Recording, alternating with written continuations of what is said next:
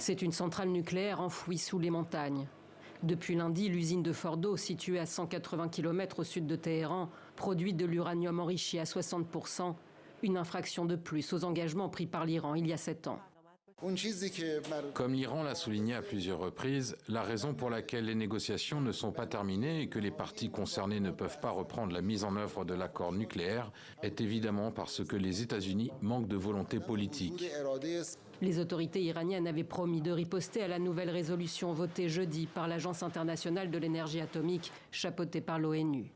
Présentée par les États-Unis, le Royaume-Uni, la France et l'Allemagne, elle dénonce le manque de coopération de l'Iran. Qu'il semble loin le temps où Washington et Téhéran enterraient la hache de guerre pour la première fois en 30 ans.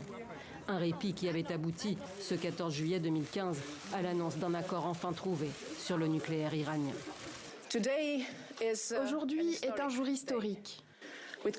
Avec courage, volonté politique, respect mutuel et leadership, nous avons réalisé ce que le monde espérait.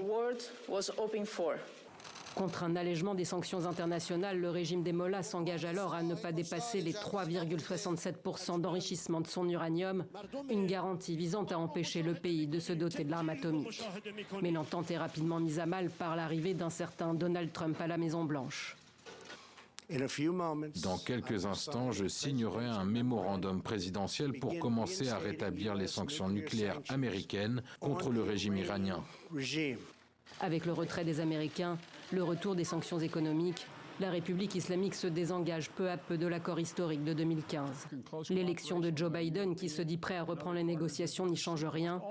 En 2021, Téhéran annonce avoir commencé à produire de l'uranium enrichi à 60% sur le site de Natanz, se rapprochant du seuil des 90% nécessaires pour produire une bombe atomique. Les pourparlers lancés à Vienne au printemps de la même année n'aboutissent pas. Elles sont aujourd'hui au point mort. Une reprise semble impossible au regard de la situation politique en Iran. La République islamique a toujours nié vouloir se doter de l'arme atomique, mais elle assure en avoir la capacité technique.